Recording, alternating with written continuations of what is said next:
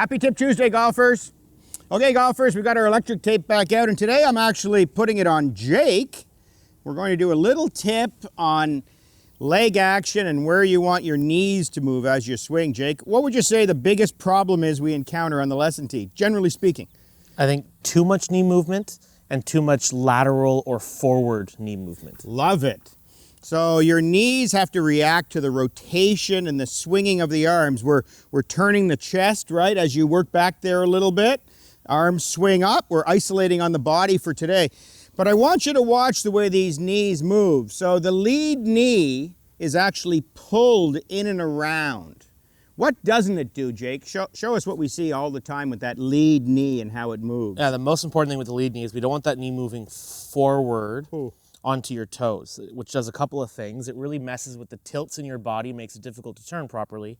Puts the weight on your toes here too. Absolutely. Right? You'll fall forward. So you need to understand that knee has the appearance of working forward as we're rotating back, but we don't want the knee to travel, in this case, towards the camera, right? And I think a lot of people mistake that. They kind of pick their foot up and move their knee forward, and that's really bad leg action, right?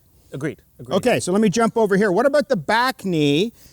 Because we don't want it to move too much. It resists against the turn of the upper body. We need the weight on the inside of that leg and foot so we can move into our downswing.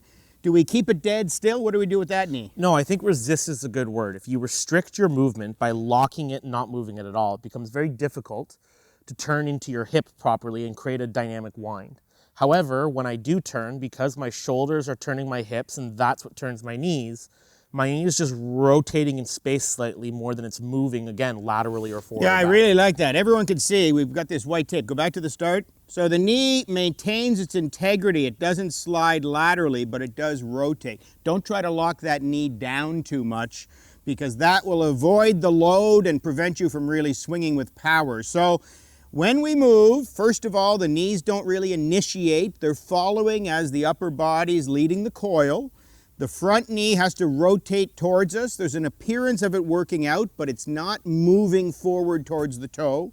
And then this back leg, we need to keep the weight on the inside of that back foot, but allow the knee to move. If you do this in front of a mirror, just like Jake's doing, you'll really get a great impression on what leg action should be in golf and what it should feel like. Try it at home, and I think it'll lead to better golf and more powerful coiling when you're actually hitting golf balls.